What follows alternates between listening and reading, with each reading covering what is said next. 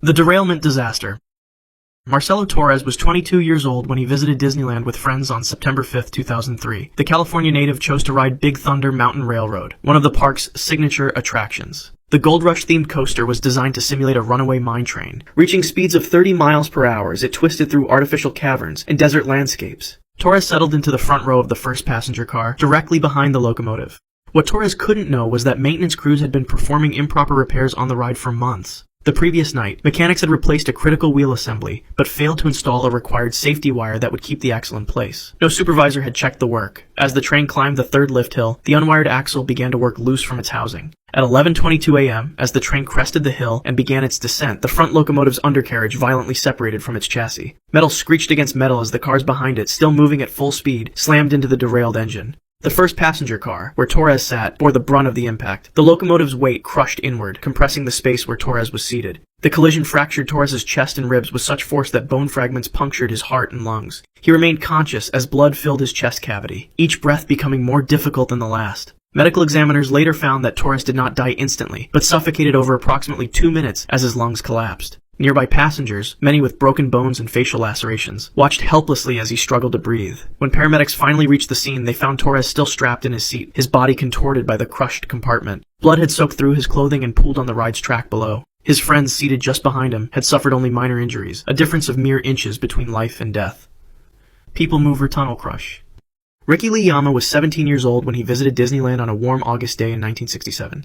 The People Mover attraction, which had opened just the previous year, was a futuristic transportation system that offered guests a leisurely journey through Tomorrowland. The ride consisted of small four-person cars that moved continuously along an elevated track at a steady 5 miles per hour. There were no doors on the vehicles, just open sides that allowed guests to easily enter and exit at the loading platform.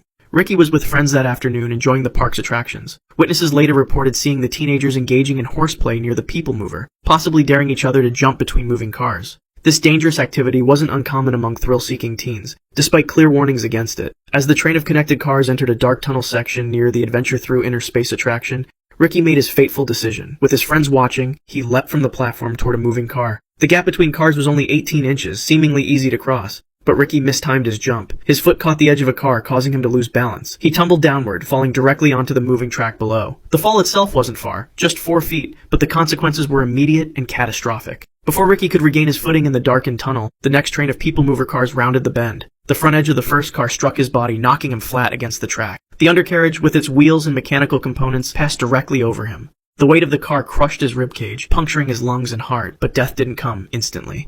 As Ricky lay injured on the track, unable to move, additional cars continued to pass over him. Each one inflicted new trauma to his already broken body. The ride's mechanical system, designed to move continuously, dragged him along the track for approximately 340 feet through the dark tunnel. Other guests, seated in cars passing through the same tunnel, heard his screams but couldn't see what was happening in the darkness below. When ride operators finally received word of a problem and stopped the attraction, emergency responders found Ricky's body mangled beyond recognition. The medical examiner later determined that he had remained conscious for at least 40 seconds after the initial impact, experiencing the full horror of being crushed and dragged before blood loss and organ damage finally ended his suffering.